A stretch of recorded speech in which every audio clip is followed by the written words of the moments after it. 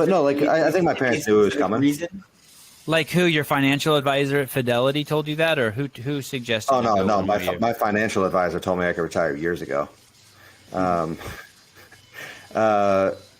I think like it was O'Keefe, and he was like, "Yeah, I think you would kick yourself in the ass in 10 years, 20 years if you don't take another run at it." And so I just kind of took some more time and just kind of sat on it, thinking of like, all right, what do I want my story to be? And I decided like, yeah, okay, you were right. I want to go give it one more shot. It's fun when you're in control of your story. It's fun when you're in control of your story. I wouldn't know, but it's really cool when you're in control of your story. Sevan, you're in control of your story right now. He's a victim. He's a victim. No, Matt, let him be a victim. It's okay. Woo!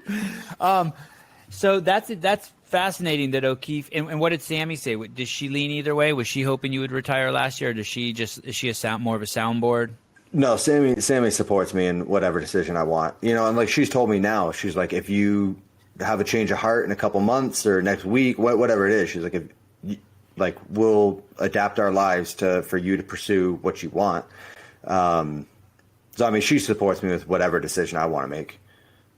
And just so you know, we will, if you decide to compete again, we won't replace you with James Hobart. I mean, you can come back and It's true. You can. You can be. You will if you need to step away from the podcast and come back. We'll let you. It's all right. So nice Matt O'Keefe.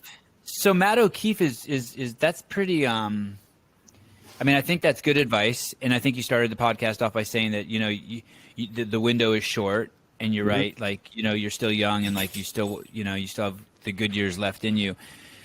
When you brought it up again this year, did he try to give you that same pep talk, and you pushed back, or no, not at all.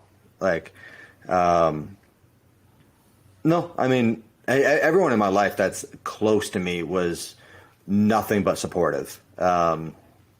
It's so easy when someone's, not seeing the day to day, not hearing like what my mental health is like or like what my attitude is like every single day. It's so easy to be like, you just won by so much. Like, just go for 6, go for 7. Keep doing it. And so I'm just like. Like when I told the people around me that are close to me, and they were just like, "Yep, great, like congratulations." Did anyone play devil's advocate? Like in terms you of could have called, like you could have called me, and I could have been like, you could have been like, "Hey, Sevan, try to talk me, go back to going to the games." I'll be like, and I could have just been like, "Matt, you're a fucking idiot. Get back in there." You know what I mean? No, like I don't want to want it. That's the thing. It's gotcha. Like I'm happy. I'm doing backflips, dude. I walked into this CrossFit thing hoping to like save up like 10 grand, 20 grand, 7-8 years ago.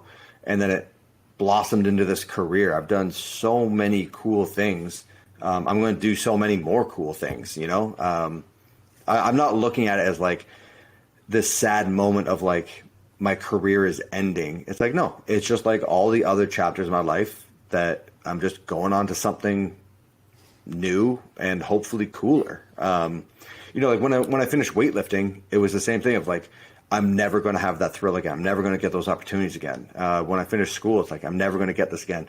When I finished CrossFit, I'm like, yeah, it's natural for those thoughts to creep in. But then at the same time, it's like, well, no, like I can do whatever I want, I love that line. I don't want to want it. I don't want to want it. That's a badass line. Sorry, Josh, go. And now that you have like 40, 50 grand saved up, you're good to go. You don't need to. Yeah, man. To do more. Dude, dividends off 50 grand, man. It's real. All day, baby, all day. And have you achieved that headspace, or is that kind of like what you've been saying this whole show, that the headspace of not wanting to want it, or is it like, okay, you're in that mindset now, and you know that the thought could come back and forth, like basically like There is definitely a shift in your identity, right? Because in terms of like your daily practices and what you're used to. I think the biggest thing that I've pointed out that will be the toughest part for me was the last couple of years, life has been very simple. It's been hard, but it's been very simple because I had one defining thing that I got to base 100% of my decisions off of. It was anything that came up, is this going to help my performance or hinder it? And so stuff that was even outside of the gym,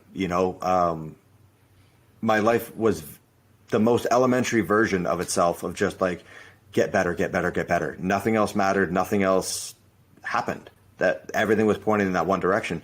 So now it's like, okay, well, if I'm not basing my life decisions on how it's going to affect my performance, what do I base it off of? So I think that's going to be the only thing that comes up that I've identified, of like, all right, well, what do I base my decisions off of now? Because, is it like, do whatever venture is going to pay you the most money? Is it whatever venture is going to make me smile the most? Is it whatever venture, what is my compass now?